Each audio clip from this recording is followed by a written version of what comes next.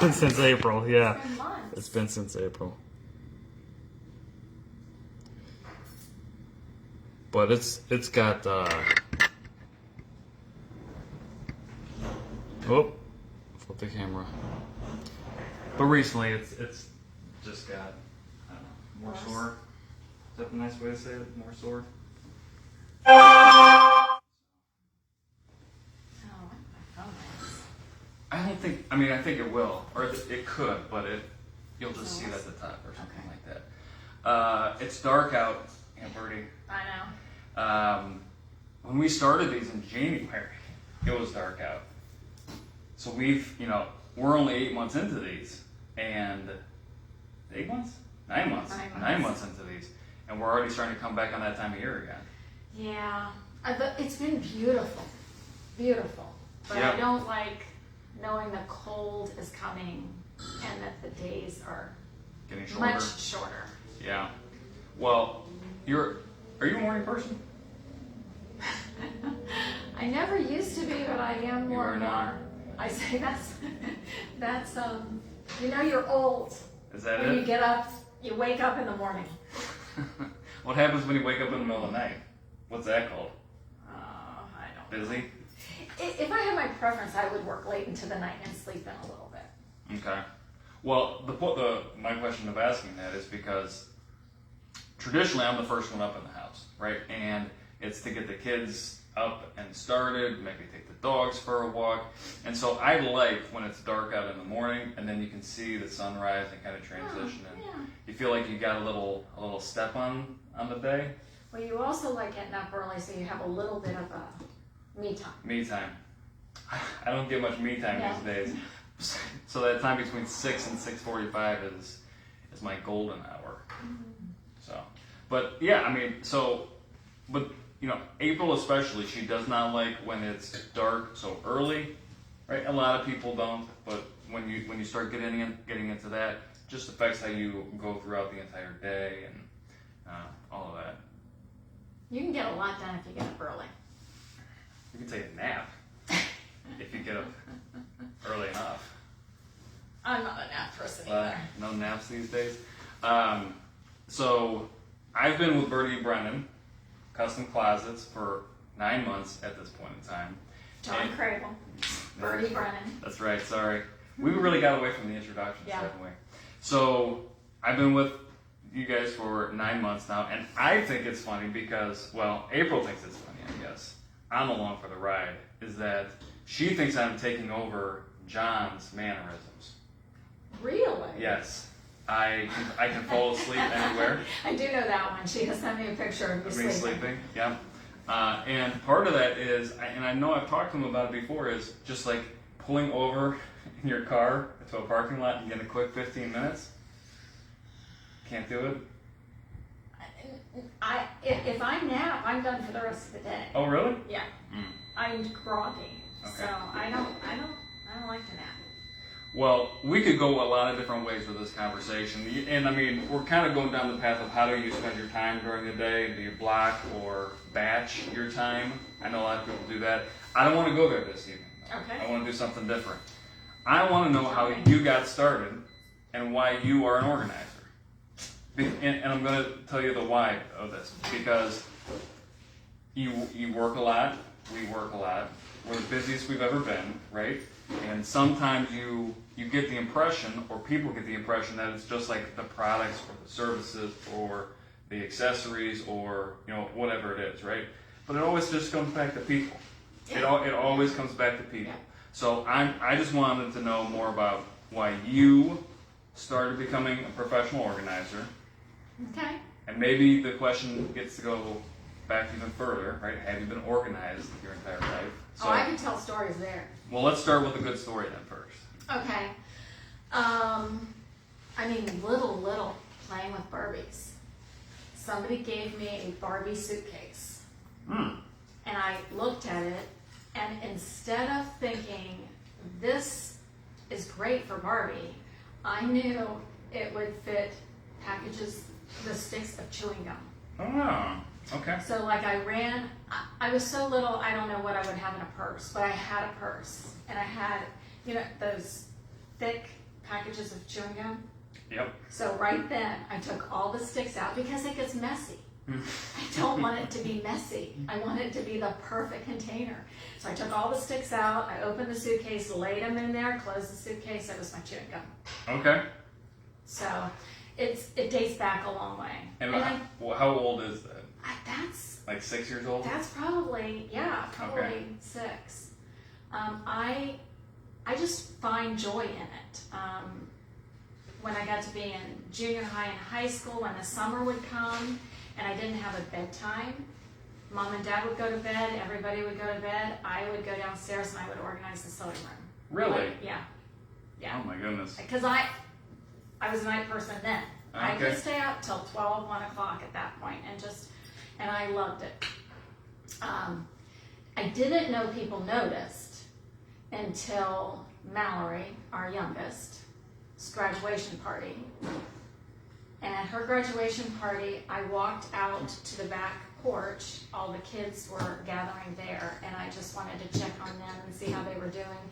And they're all making these funny faces. And then I look around, and they had taken Post-it notes. They'd gotten Post-it notes, and they had written chair and stuck it on the chair. Table, stuck it on the table. So they had labeled everything on the back porch. Oh, okay. So people noticed. But I mean, I think that's a good thing that they noticed. Yeah. When they're labeled, you can put them back.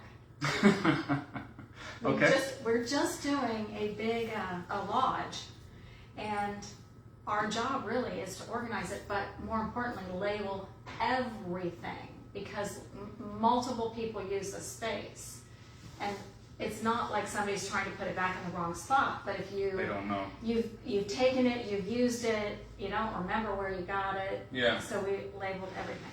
It was very fun. Okay, so we went from 6 years old to Mallory's graduation party to current day. Let's go back to when you first, I mean, was there a decision to become a professional organizer? I mean, even though you had natural tendencies, it's one thing. Like a lot of people like hobbies, but they don't make it a career. That's nice. They don't make it a passion. So how does that transition happen then? I worked for a lady that we re-engineered medical and dental practices, and then we also did startup for. So if a doctor graduated and wanted an office, we did everything. Okay. From finding his location to working with him all the way until he practiced the first day.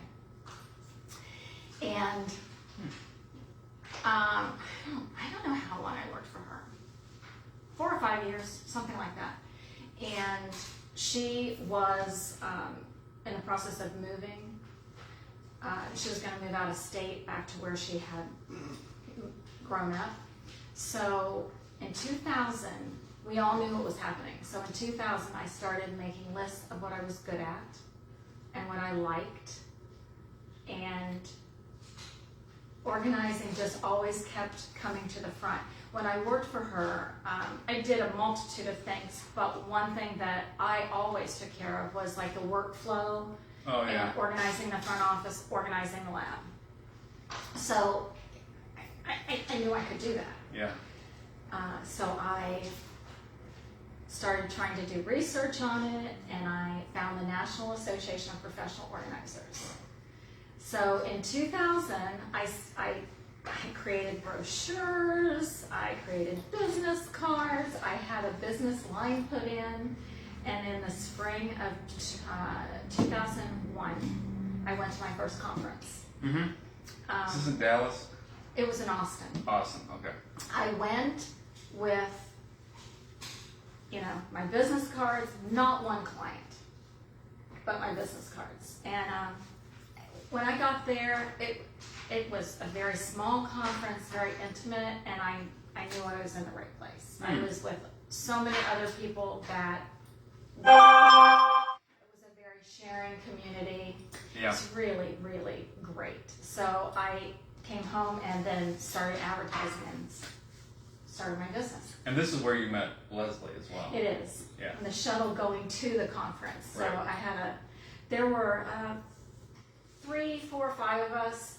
It was our first time at conference, and we really bonded. And then, like I said, it was a really sharing conference. Like I met Julie Morgenstern, who and my book is a rock star. She's written Organizing from the Inside Out, and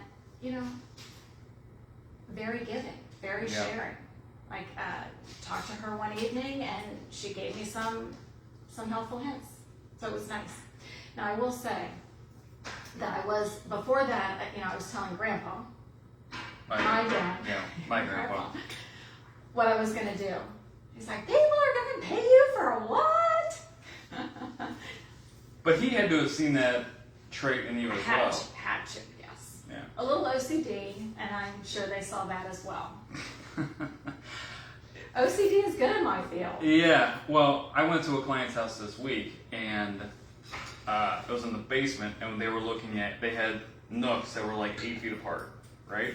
Mm-hmm. And he was very specific that they need to be mirror images of each other, right? We're not trying to do something different in each one. They need to be mirrored. So yeah, I think when we go into a situation and people express that, it's really important to them. So I don't think OCD is a bad thing, No, it's helped me. Yeah.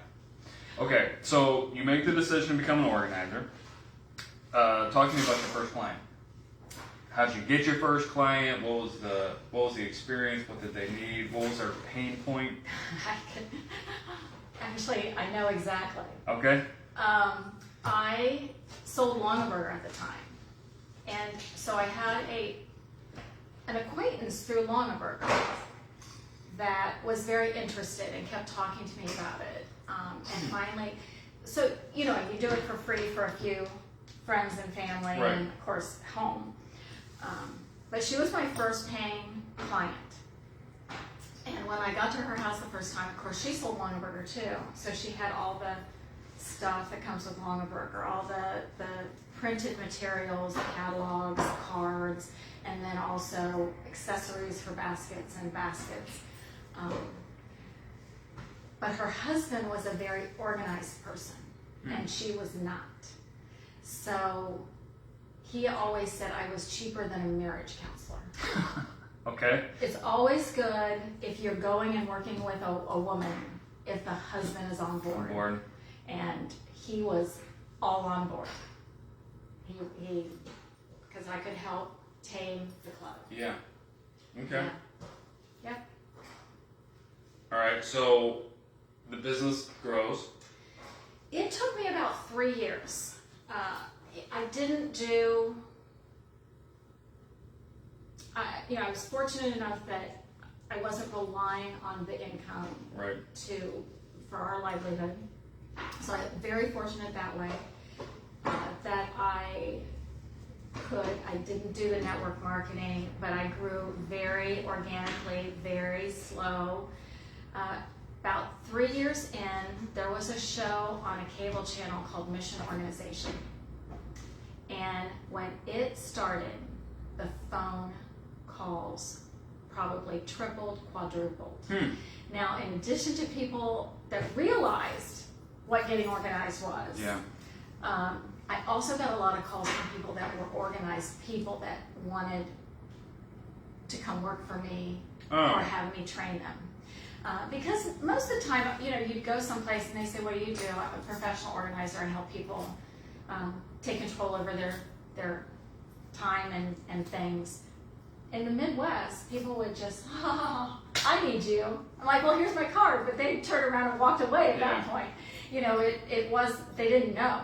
So the cable channels, the cable shows really brought the profession up, that people identified and knew.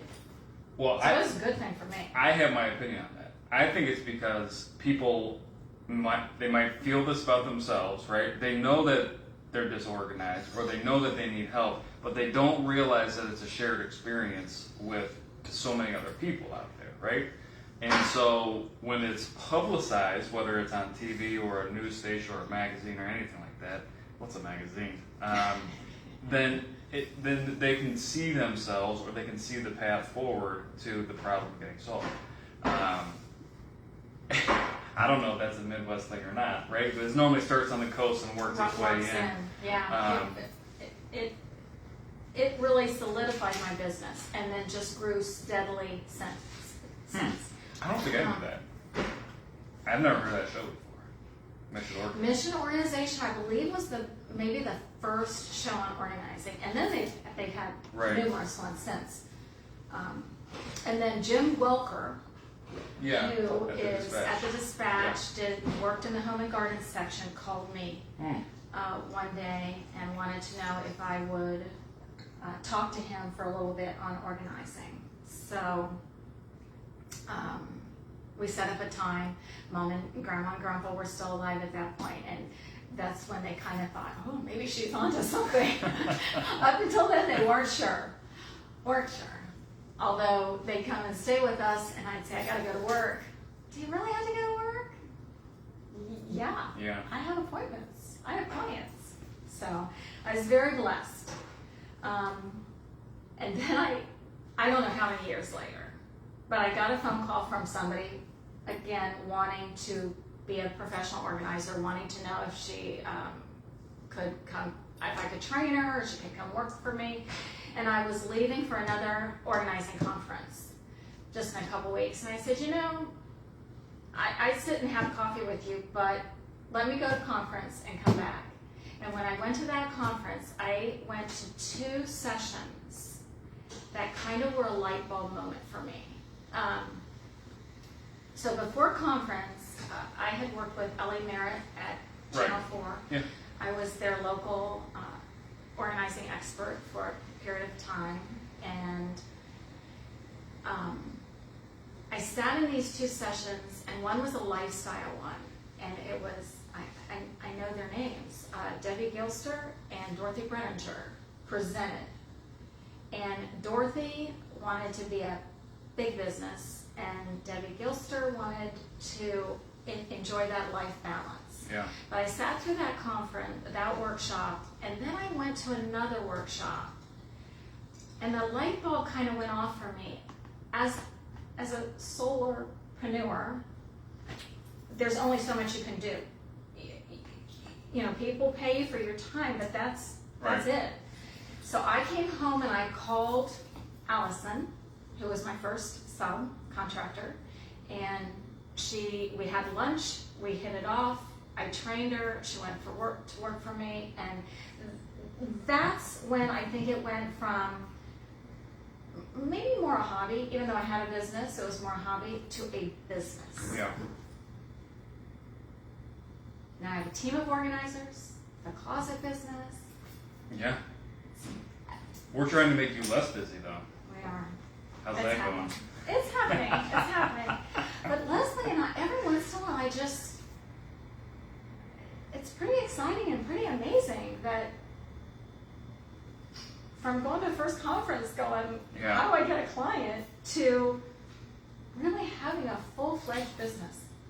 Yeah. Well, you said a couple of things that I think resonated in that there wasn't pressure to grow it too fast, right? And you use the word organically, and so it grows because you provide value to people. It grows because it's authentic, and the story. I mean, we're talking about people, so like the people resonate, and that makes a big difference, quite frankly.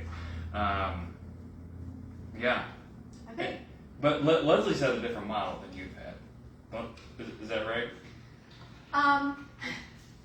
Well, when we went to that first conference, she had a client, but she didn't have any of the foundation business stuff. Okay.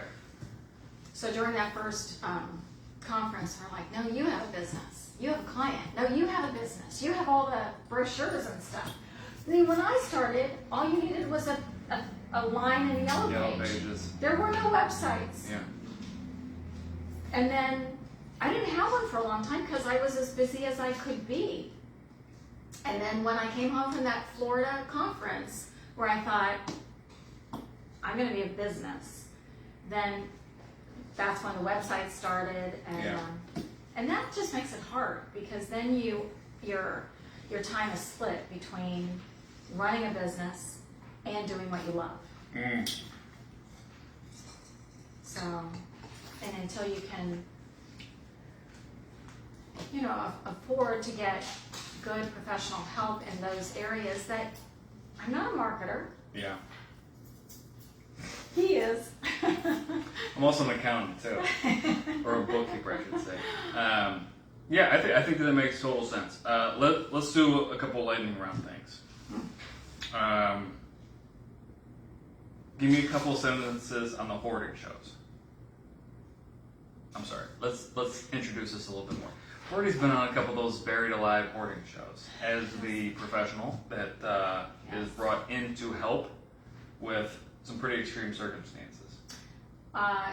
The first one was in 2007. I don't know why. I don't remember years, but I remember that year. It was hoarders, and I was the local professional organizer. And they really did a great job. First of all, the gentleman didn't submit his own name. His nephew submitted his name to the show and then was accepted. And then the nephew had to tell him. But he's a charming gentleman and recognized the help he could get. So it was a great experience. I know when I first showed up there on a Saturday morning and I walked to the door to go in, I got about 4 steps in and he was coming out. So I had to back up because there was just room for one person to go through. But much later, Jim Welker wanted to do a follow-up story. So I called him and he says, yeah, because he loved being social, but the hoarding kept him from being social. He had belonged to different card clubs and different organizations with guys, but he could never have anybody over to his house. If anybody pulled in, he would just come outside and talk to them outside. Nobody really knew. And as soon as the house was clear enough, then he started those social activities back up and having company. But we sat there with Jim Welker in his living room, and he stooped down to pick up a piece of lint on the carpet. And I'm like, do you just see what you did? Like when we walked in here, we didn't even know what color your carpet was. Yeah. And now there's a piece of lint. So it was a success story. He was charming. He received the help, and they also helped him with a behavioral modification doctor, which is really how you need to attack hoarding. Somebody working on the mental aspect, somebody working on the physical aspect.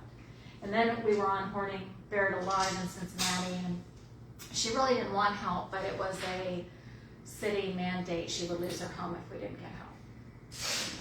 So it was not that pleasant experience, but we did save her home. Yeah, that's good. So, but that's a little claim to fame to tell people. Yeah, absolutely. It's on our website, as it should be. Okay, so we've seen your professional experience in a lot of different circumstances. Okay, we're going to take a quick tangent. This Closets and Cocktails is brought to you by Raspberry Lemonade Margarita. Very easy to make. Well, they're always easy for us, yeah. We didn't make it, but the bartender said very easy to make. And tasty. Yeah, it's very good. Right. Cheers.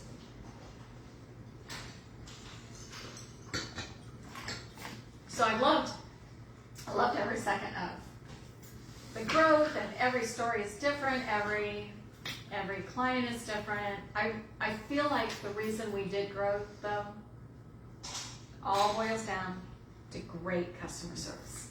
Yeah. Remembering from appointment to appointment what I'm supposed to do, what I'm supposed to bring. So my favorite customer service story, this isn't closet or organizing related, but there's a TV show on Netflix, Chef's Table. No? I'm not seeing it. Okay, you should watch it. So, but there was a restaurant out in San Francisco, I think, that she would handwrite in notebooks every person or every party that came in and what each person got served. Wow. And so then the next time that person came in, she could go back to see what she served them the first time and make sure they didn't get anything that they got the first time. So every time they came in, it was a completely new experience. And this isn't like going to Applebee's where you get the That's crazy. crazy, right? But like it's detail, right? Detail. It's details and it's organization and it's finding out what really drives people, why they're coming to your place. And why people go to those restaurants is because they want that experience. Oh my gosh, that's amazing. It's great. So It is. yeah. But that also lets you charge a lot per plate too. So, but yeah, that's my favorite customer experience story. Okay, best organizing experiences you've had, not including the hoarder stuff.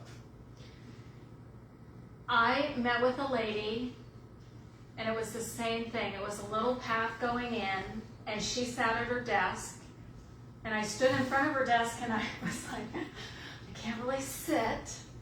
So I kind of stood by her in front of her desk, and we talked, and she had just diagnosed with ADHD as an adult woman. And Not before then? No. Okay. And it looked like a hoarding situation. But we talked through the consult. She wanted to know, how I could help her. She also, this is going to sound bad, but she also wanted to teach me about ADHD. Oh. Through the process. So, and I learned something from every client. Yeah. So that wasn't that unusual for me, but she thought it was unusual that she could teach me. But I said I learned from every client. So we met for a year and a half every week. And when the first time I went, where do you want to start? Let's do a pain point. She wanted to start in the garage, so we started in the garage, and she worked hard, and she was a smoker. So I want to get things done. Like, I'm usually there for 4 hours, and I want to be productive every minute.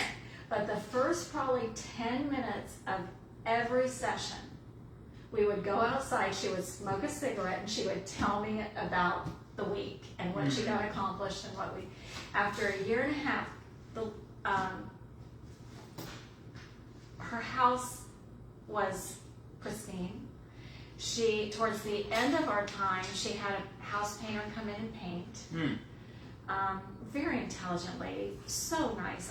I really enjoyed my time with her, but I also saw a transformation. She started going to OSU and just auditing classes. Oh. She had neighbors in where she had never, she couldn't have people in, and so she never went outside, so she never socialized. So at the end of the time, I could see her socializing. She was, like I said, she was auditing classes at OSU, and I had never done it before, but I also had another lady that was diagnosed with ADHD later in life, and I asked them both if I could introduce the two, and they continue to have lunch. I see her, I haven't seen her in a while. I used to see her every Christmas just to catch up, and I really should call her. But that is my favorite. Like, she was all in, and I could see her personality change in that year and a half. And she's never even had maintenance sessions because she's good. Yeah. She's good. She was very creative, and it was her ADHD that was keeping all of the stuff in the house. That was it. So I also did work with her. She was seeing a psychologist, maybe? I don't know exactly what doctor, but she was seeing somebody that was working on the mental part, and we would talk sometimes in the office when I was at her house, the three-way. Best story ever. Okay. Loved it. In fact, I'm going to call her. What year was this? Was this early on for you? It was early on. Oh, okay. It was early on. Well, I would assume that experience early on in your career had to have a big impact for you. Absolutely. Absolutely. When I could see the transformation that I could help create. I mean, she did the work. I was just facilitating it. Well, you're a professional. So, okay, I think we've got a good indication of the person that Birdie is, right? Why you're in this field, why you care about it so much, and you know, it's not about closets and baskets and things like that, right? It is about giving people the power and the systems to be able to take control over whatever is bothering them. Finding their goals and helping them get there, Yeah, yeah, I like that. whether it's a great closet system or less clutter. Yeah, and I know you're working on company projects or you know, not just individual projects. So it's not just limited to one type of person or one type of thing. It's across the board. Across the board. So when someone asks you who would pay you for that, you can say pretty much everybody. Some television stations. That's right, national and local. So That local stuff is all out of the goodness of my heart. again, help like the people. So okay, so a good start at the beginning tonight. How Birdie got started, why she's still going with it, and the value she provides to everybody. So anything you want to say to wrap up? I think we covered a lot of me. It's good. Cheers.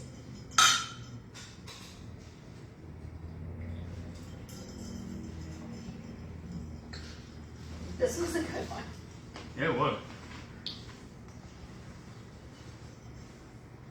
So I have a special one at the Halloween time.